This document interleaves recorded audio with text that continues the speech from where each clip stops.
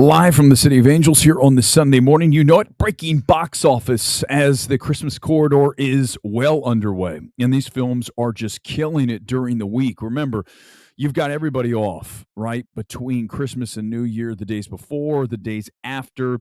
As such, every single day, Monday, Tuesday, Wednesday, Thursday, Friday, it's like a Saturday. That's why these numbers are piling up so fast for films like Wonka, clearly going to win the Christmas corridor. No question when you look at these numbers. Look at it. $379 million worldwide already. We are getting a Wonka too.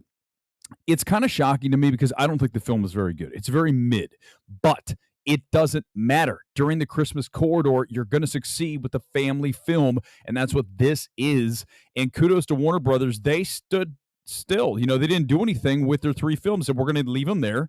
We're not going to move. We're going to give you Wonka, Aquaman, and The Color Purple, and all three are doing well. But let's talk about Wonka first. You look at the weekend this weekend down. That's a big mistake by me. Up. We never say up except during the Christmas corridor. Plus 33%. Insanity. As the weekend here was 24 million. Let's call it that. And domestic alone, 134. Again, all in overseas, 379. It's just continuing to go. It's going to go well over 500 million because we still have a whole nother week of people off. And this film is the zeitgeist film of the moment. It's making like 8 million a day on average during the week. So big success for Warner Brothers. As far as their other films, we'll get to those in a moment. I want to talk about Migration, though, up 38%. So both the family films that are sitting here in the Christmas corridor are up plus 30%. Plus, as this film is really fun. I had a blast with Migration. Highly recommend the film. Much better than Wonka for my money, and certainly a shorter film, too. It's like 87 minutes long. Plus, you get Despicable Me, Minions, short in front of it. You can't go wrong with this film. Illumination, don't ever bet against them. This film is over 100 million worldwide. It'll continue to climb. We are going to get a Migration, too. They love to build franchises. We saw it with The Secret Life of Pets, obviously Minions, Despicable Me. It's going to happen again here with Migration. And a lot of people doubted this film. I said, don't do it. Don't bet against Illumination. And look what's happened. Let's go back to Warner Brothers.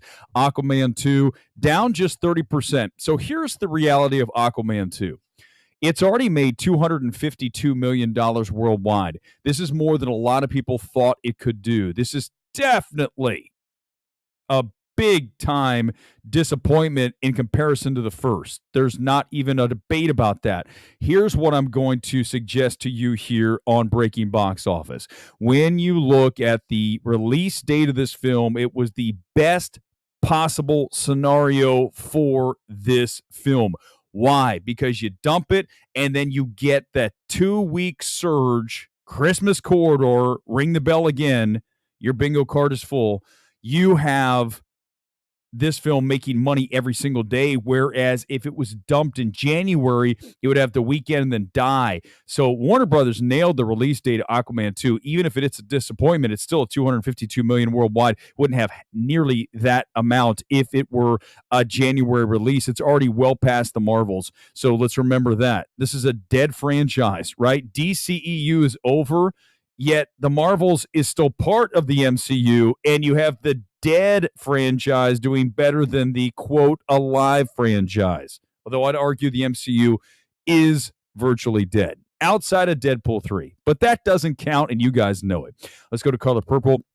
Saw it last night. Check out my reaction. Really enjoyed this film. Didn't think I needed, or any of us needed, another Color Purple after Spielberg's classic 85 version. This is a different take on it. It's the musical based on the Broadway musical. I really enjoyed the film, and the performances are fantastic. Fantasia, Taraji P. Henson come to mind, Danielle Brooks as well. The three of them working as a team to really elevate this film, and then really direction on this is one of the best of the year. I really enjoyed it, and this film is going to be at 50 million tomorrow. So that will be a success again for Warner Brothers, who clearly is owning the Christmas corridor. We do have to talk about the Iron Claw. I thought it'd be higher than this at this point, but again, it's in the best possible position. It's making pretty good money every single day. It'll be at $18 million tomorrow. The weekend, $5 million. I thought it could do a little bit better. It is, granted, a dark drama. Okay, it's R-rated, so that is going to already shrink your available moviegoer pool. But I think that based on the Christmas corridor, where this was released, best possible scenario, let's hope it continues to do well and gets a Best Picture nomination from the Academy. It deserves to be one of the 10 best films of the year, along with The Color Purple. Let's get rid of, even though it's not going to happen, let's try to make it happen. Let's get rid of Poor Things. Let's just blast that straight out of there, and let's get two vastly superior films in front of it in The Color Purple and The Iron Claw. Let's do the box office top 10. I'll bring it in. You can look at it here. And this is what we have at number 1, Wonka, again, up 33%. Aquaman, down just 30%. Migration, up 38%. The Color Purple, flat. It's a new release. 4,000 per screen is not exactly killing it, but I think word of mouth will be strong here, and it will continue to play into the new year for a while. As long as they don't put this on HBO Max, Color Purple is going to be in really good shape as that word of mouth continues to spread and people go check out films. Not a lot coming out in January, because January is the dumping ground. You know that. It's like, here's a bunch of crap, like the swimming pool horror film. What? Night Swim. Oh, God, we're in trouble in January. So films like The Color Purple keep playing those weekends.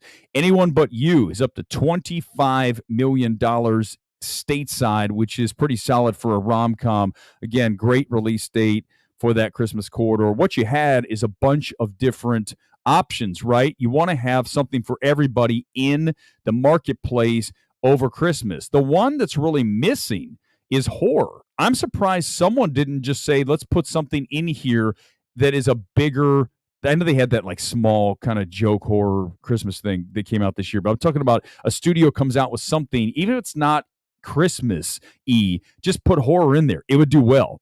That's something that the studio should look into for next Christmas corridor. Boys in the Boat, which is MGM Amazon, that film's at $22 million.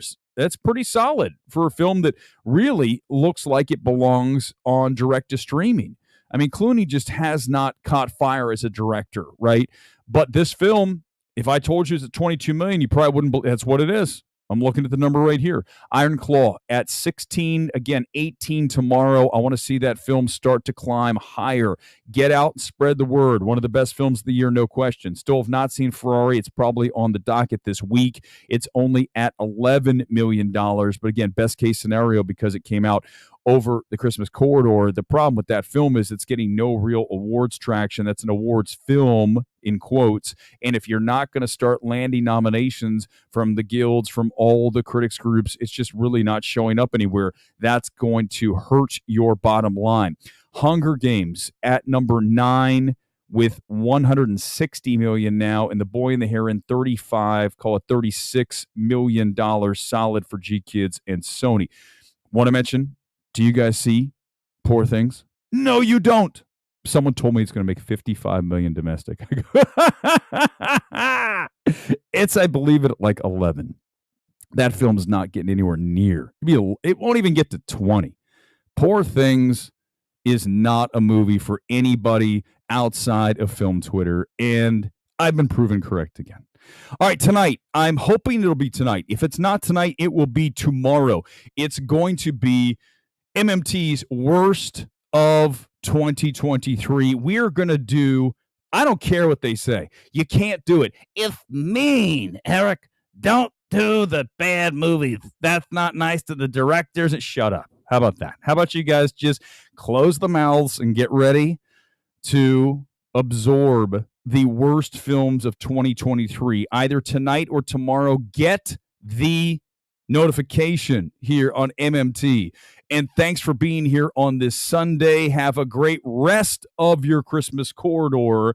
And then either tonight or tomorrow, get the notification. The worst films of 2023 right here on MMT. Peace out.